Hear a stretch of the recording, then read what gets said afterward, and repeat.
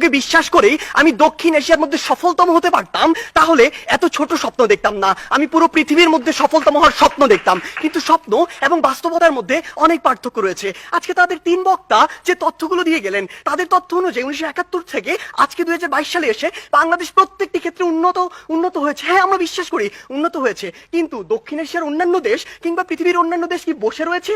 বিজ্ঞ বিচারক মন্ডলী একটু লক্ষ্য করুন, 2020 সালের তথ্য মতে বাংলাদেশের যে অর্থনীতি, এটি হচ্ছে বিশ্বের 35তম বড় অর্থনীতির দেশ, যেটা 2035 সালে গিয়ে হবে বিশ্বের 25তম বড় অর্থনীতির দেশ। বাংলাদেশের উন্নতি হচ্ছে, হবে। আপনি যদি ভারতের দিকে তাকান, ভারত বর্তমানে বিশ্বের 7ম বড় অর্থনীতির দেশ, 2035 সালে গিয়ে ভারত হবে বিশ্বের 3য় বড় অর্থনীতির দেশ। ভারত আপনার দিকে তাকিয়ে বসে রয়েছে না, দক্ষিণ এশিয়ার অন্যান্য দেশ বসে থাকছে না, পৃথিবীর অন্যান্য দেশগুলো বসে থাকছে না। আমাদের কথা হচ্ছে, যখন আমরা দক্ষিণ এশিয়ার সফলতম হতে চাইবো, আমাদের সামনে যে একটি ব্যারিয়ার রয়েছে ভারত, সেটিকে আমাদের টপকে যেতে হবে। কেন আমরা যেতে পারবো না, কোথায় কোথায় সে বাধাগুলো রয়েছে, সেগুলো নিয়ে আজকে আমরা কথা বলবো। তারা আজকে বললেন আমরা আন্তর্জাতিক অনেক স্বীকৃতি পেয়েছি। হ্যাঁ, আমরা অসংখ্য স্বীকৃতি পেয়েছি, কিন্তু আপনি এটি কেন বলছেন না যে ট্রান্সপারেন্সি ইন্টারন্যাশনাল 2021 সালে বলেছে দক্ষিণ এশিয়ার সবচেয়ে দুর্নীতিগ্রস্ত দেশ বাংলাদেশ। তারা বলেছে অন্তত আফগানিস্তানের পিছনে বাংলাদেশ রয়েছে, নেপাল, ভুটান, এদের চেয়েও বাংলাদেশ বেশি দুর্নীতিগ্রস্ত দেশ। আপনি কেন এটি বলছেন না? বিগত 15 বছর ধরে আপনার দেশ থেকে যে পরিমাণ অর্থ পাচার হয়েছে, তা দিয়ে আপনার দেশে 2 বছরের বাজেট দেওয়া যেত। আমাদের সমস্যাগুলো এই জায়গায়। আপনি শিক্ষা নিয়ে কথা বলছেন, বাংলাদেশের শিক্ষা খাত যদি লক্ষ্য করুন, পৃথিবীর কোন মধ্যম আয়ের দেশ, স্বল্প উন্নত দেশ কিংবা উন্নত দেশে জিডিপির মাত্র 2% শিক্ষা খাতে বরাদ্দ দেওয়া হয় না, বাংলাদেশে মাত্র 2% দেওয়া হয়। শুনে অবাক হবেন, এই 2%-এর অধিকাংশই চলে যায় আমাদের ওই শিক্ষক কর্মকর্তা কর্মচারীদের বেতন দিতে। আপনি যদি লক্ষ্য করুন যে আজকে কেন ভারত আপনার চেয়ে এগিয়ে থাকবে, আজকে এই পজিশন দাঁড়িয়ে পৃথিবীর যত মাল্টিন্যাশনাল কোম্পানি রয়েছে তাদের যদি একটি তালিকা করেন, সেরা 10টির অন্তত 9টি পাবেন যেখানে ভারতের যারা রয়েছে তারা সিইও, কিন্তু বাংলাদেশের একটিও পাননি, আগামী 10 বছরেও পাবেন না। এই ক্ষেত্রে গুরুত্বপূর্ণ কিছু কথা রয়েছে যেগুলো আপনারা উপেক্ষা করে যাচ্ছেন।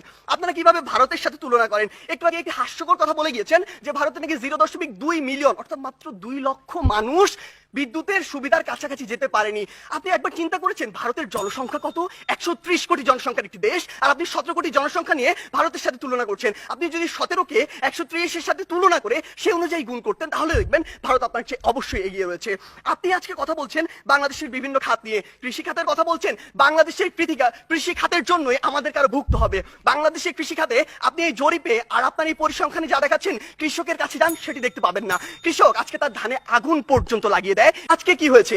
আজকে হয়েছে যে পুরো বাংলাদেশের যে হাসপাতালের যে সিস্টেম, স্বাস্থ্য খাত, এটি 8 থেকে 10টি কোম্পানির হাতে, মানুষের হাতে জিম্মি রয়েছে। এটি থেকে বের হয়ে আসতে হবে। আজকে আমাদের ঢাকা শহর কেন্দ্রিক সবকিছু সেন্ট্রালাইজড হয়ে গিয়েছে, এখান থেকে ডিসেন্ট্রালাইজ করতে হবে। ঢাকা শহর পৃথিবীর বসবাসের অনুপযোগী শহরদের মধ্যে অন্যতম। এই অন্যতম হওয়ার যে কারণটি, এই অন্যতম কারণটি হচ্ছে এটি। আমাদেরকে এই জায়গাগুলোতে কাজ করতে হবে। আপনি ডেল্টা প্লেনের কথা বলছেন, আপনি প্যারিস চুক্তির কথা বলছেন। এই প্যারিস চুক্তি থেকে যেমনটি ট্রাম্প করেছিল, যখন ইচ্ছা তাদের স্বার্থ থাকবে না, বের হয়ে যাবে। আপনাকে আপনাদের নিজের স্বার্থ দেখতে হবে।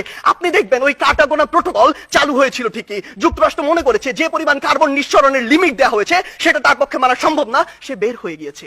তারা সেইটুকুই লক্ষ্য করবে। তাই মাননীয় বিচারক মন্ডলী, আমরা বিশ্বাস করি বাংলাদেশ অবশ্যই সফলতম একদিন রাষ্ট্র হবে, সেটি আমরা স্বপ্ন দেখি, কিন্তু 21 শতাব্দীর মধ্যে এটি সম্ভব নয়। যখন আমাদের সামনে ভারত রয়েছে, সম্ভব হবে যদি আমরা যে সীমাবদ্ধ ক্ষেত্রগুলো দেখিয়েছি সেগুলোতে কাজ করতে পারি। আমরা প্রত্যাশা করি কোনো একদিন আমাদের প্রজন্ম বাংলাদেশকে সফলতম রাষ্ট্র হিসেবে দেখবে। ধন্যবাদ বিজ্ঞ বিচারক মন্ডলী।